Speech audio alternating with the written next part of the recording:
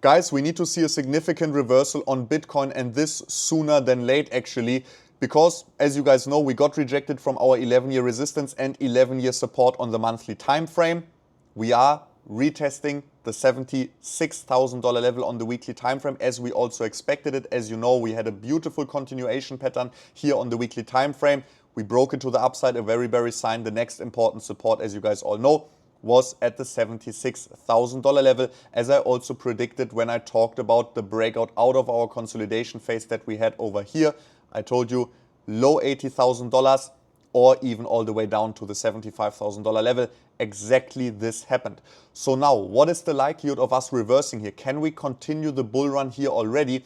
Or is this support going to break to the downside and we are going to see $50,000 per Bitcoin once again, because this is the next important monthly support for Bitcoin then. And as you guys know, also in the last bull run, after we got rejected from the 11-year resistance, we saw a correction of 50% all the way down to our, sorry guys, I need to put this here at the top, but the arrow is in the way. We saw a 50% correction all the way down to our monthly 11-year support. That was the past resistance before. And as you can see also now, correction all the way down here would be a 50% correction. So nothing that we did not experience in a bull run yet. We need to keep in mind the reversal was mostly caused by the Elon Musk FOMO, and we didn't really reach a new all-time high significant afterwards. But nevertheless, it was a very big reversal, and at the end of the day, we are trading Bitcoin to accumulate more Bitcoin. So for sure, we need to understand where the market is moving on the bigger time frames to be able to make the right trading decisions to accumulate as much USDT as possible to buy Bitcoin then at cheaper prices. And guys, for now, let's take a look not only on the Bitcoin chart, let's also take a look at the S&P 500 for a quick moment. We will also talk about the USDT dominance. There's something extremely important happening right now that you can keep an eye on for the next 3 days to exactly know what to expect for the upcoming weeks for Bitcoin. And we will take a quick look at Ethereum and the Ethereum Bitcoin chart. For now, as always, smash up a like, don't forget to subscribe, activate the bell so you don't miss out on any future content. And now guys, let's jump into the liquidation heat map first. As you guys know, we want to take a look quickly if there are any liquidation levels that market makers or exchanges might be interested in pushing the price to liquidate people. And I can already tell you, yes, we had some nice short liquidation levels above the $85,000 level. These were actually completely liquidated or took out of the market now with our recent pump yesterday. For now, there are no significant levels forming, so there is no interest in price manipulation for market makers or exchanges for now, which is very good. It is a nice sign, but on the other hand, this will also make the market completely dependent on itself, and the people will need to be bullish enough without market makers or exchanges establishing some bullish reversal or turnaround for the market. So now, let's talk about Bitcoin first. As you guys know, on the weekly time frame, we broke down, we retested this support, and we cannot really see much for now. Right now, we are near this support. For now, it held. This weekly candle is not reversing with all too much power so far, but I will show you exactly why. Because on the USDT dominance, as you guys know, the USDT dominance, a chart that I'm using a lot for my decisions, all of these arrows signal significant reversals in the cryptocurrency market. For Bitcoin, as you can see, these arrows always signal us the exact, the arrows here are placed on the exact same dates as these arrows over here. As you can see, they always signal us extreme reversals for Bitcoin, or at least, I mean, this was also a very big correction over here, right? Or at least a sideways movement. For the first time ever in this bull market, we broke this USDT dominance support to the downside, but now we are back above it. And as you can see in the past, we saw either a 50% correction like we did in the last bull run, or it was actually the start every time of a new bear market once we broke this downwards sloping resistance to the upside and confirmed it. And this is what is potentially happening right now. And this is making me feel very uncomfortable about the current market situation. We will talk about Ethereum and how the S&P 500 is also impacting that right now for sure. I mean, at the end of the day, the USDT dominance needs to close a weekly candle below this support. Again, as you can see here, this is the weekly resistance and this over here is the daily resistance. If we are taking a look at the smaller time frames, Bitcoin is on the daily exactly trading between these. And we don't want to see that the USDT dominance is able to gain power now and break to the upside, because latest if we get above this high and this high, if the USDT dominance closes daily candles above these, we will see a confirmed breakout out of this downward sloping resistance. And as I said, this would for sure signal us a correction all the way down to the $50,000 at least, or the start of the next bear market, which we all don't want to see yet, I assume. So we need to make sure to keep an eye now for the next 3 days on how Bitcoin interacts with its daily and its weekly resistance that now potentially has turned into support on the USDT dominance. In the best case, we are able to sell off this daily candle till the end of the day, and we see tomorrow's or the day after's daily candle closing below, and with that also our weekly candle correcting to the downside, right? With that also our weekly candle correcting to the downside again and closing below this resistance. With that, we would only have seen a small fake out, which the market always does.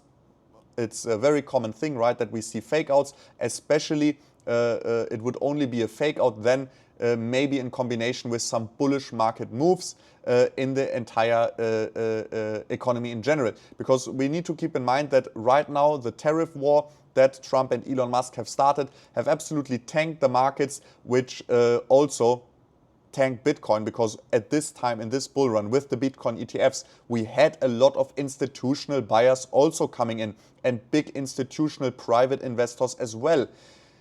So what does this mean? These people still see Bitcoin as a risk asset. They don't have it as a safe haven asset, as gold for crisis. So this will be an asset that will be sold first, even before stock. So if the S&P is not able to get back above these levels over here and we see a rejection, guys, we need to keep in mind that it will pull down Bitcoin with it. So it's highly important that also our political landscape gets a little bit more uncertain again. And this is a lot in the hands of the US currently. We need to see it as it is. But if this doesn't happen, and so far it definitely doesn't look like it, that's why also the S&P is getting rejected from the old lows over here after breaking out of this big broadening wedge where the price target now already was reached. We need to keep in mind that the S&P 500 might fall lower. And I can tell you, all of this inflows that we have seen into the Bitcoin ETFs, they will flow out again, because there's no reason to keep a risk asset if there is a high chance of a further correction in the general markets for all these buyers that came in through the Bitcoin ETFs. So what am I keeping an eye on now? I told you already, USDT dominance, we need to close below. If we are closing above, we will have a very, very interesting next week, because next week will be then the deciding week if Bitcoin is actually correcting again. And if so, when we are closing our USDT dominance daily candle above this, the start of the continuation of this potential 50% correction gets bigger. If we close above this, it gets bigger. If we close above this, it's confirmed. And as said, it's a 50% correction, or it is the start of the bear market. We need to keep this in mind. So it's both options where we need to expect Bitcoin to fall much lower, and in both cases I will be positioning myself with short positions because I want to accumulate more USDT, and depending on how we interact with the support, I will then actually put these USDT back into Bitcoin. As I was keeping you up to date also on my exclusive content on Levex, if you have an account on Levex, just go here, type in crypto mo, go on my profile, follow me there for free. As you guys know, I took part of the $300,000 in trading profits that I made and I put them in Bitcoin. I bought pretty much 15 days ago at these exact prices pretty much. I bought 2 Bitcoin off the profits we made, and then another 0.5 Bitcoin. I bought 2.5 more Bitcoins that I put to my HODL portfolio. But depending on how the next couple of days goes, I might even be taking some profits off my HODL portfolio to buy back lower, although I normally don't really do this. My HODL portfolio I keep untouched. I never sell my entire HODL portfolio or something, but sometimes I even sell some Bitcoin spot because I want to have more Bitcoin, right? If I can sell them at a higher price and buy them at a lower price, I just have more Bitcoins, right? So you need to, as an active trader in the markets, you just need to do these kind of things. Otherwise, you will have a hard time navigating the markets, right? And what I want to see is, besides our USDT dominance falling below here, I want to see altcoins gaining strength. Because if the markets and the people in the market are not ready to take on a little bit more risk again, we cannot expect that there will be any significant run-up continuation. And what we have seen here is that Ethereum, I mean, we predicted it already in April last year. We talked about it that Ethereum will be underperforming Bitcoin by quite a lot, right? In the past it was 40%, here it was 50%. Now we are actually at a 56% correction. So we can really see how much Bitcoin outperformed Ethereum, and we can really see how little interest people have at these high prices for Bitcoin to go into any even more volatile and more risky assets. So we need to see that Ethereum starts reversing against Bitcoin again. We need to see that it starts outperforming Bitcoin slightly significantly, that we know that there's more confidence in the markets again and that people are willing to take more risk again. This will then also lead to Bitcoin increasing in price again, and this will then also lead in the USDT dominance falling below. But on Ethereum, this is something on the weekly, so this is something to keep an eye on for the upcoming like 4 to 6 weeks. If there's no reversal happening at all, and we are not able to break the USDT dominance below, but we are just trading here now sideways, for example, sooner or later we will need to expect this massive jump on the USDT dominance to the upside if we don't see confidence going into altcoins again, because this will just signal us in very low risk-taking behavior from people in general, and we cannot expect that then people will take the risk of buying Bitcoin at $85,000, $87,000, $88,000 when there is still a potential correction all the way down to the $50,000 level to potentially occur. So there's a few things, as I said, S&P 500, also a thing to keep in mind and to keep an eye on.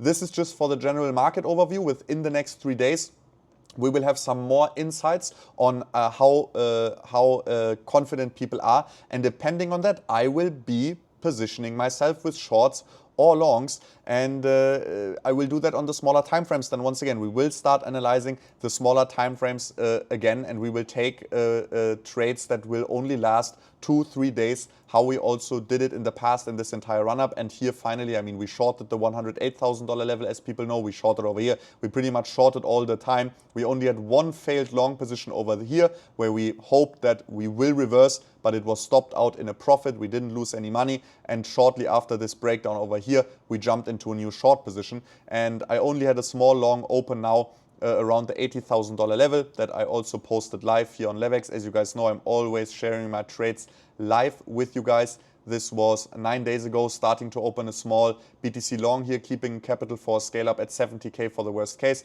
This was 9 days ago, where I told you guys that I'm starting to scale into a Bitcoin long position. As you can see, 9 days ago was the 11th of March. So it was exactly when we started reversing here. It was at the $97,000 level to be exact, when I started to say that I will go into a little bit of a long. We closed this trade with a little bit of profit, but didn't really keep it open, because I wanted to see how the USDT dominance will interact here first. But that's now already it, guys. Keep all these things, these things in mind, keep an eye on them, so you actually know what is the general market sentiment currently, and based on this current market sentiment, look for trade entries in that direction of the current market sentiment. Betting against it does not make any sense. And yeah, I will keep you up to date in the next 3-4 days.